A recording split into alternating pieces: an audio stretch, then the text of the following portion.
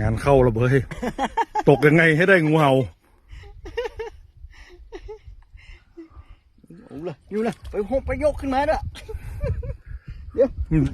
ว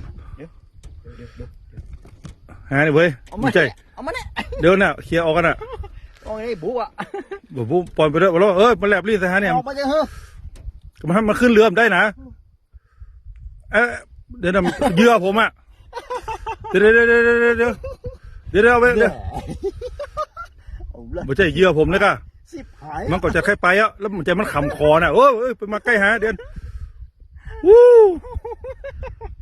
ตีเข้าโคไอ้เป็ดแย่นี่มาใกล้เรือให้เนอะ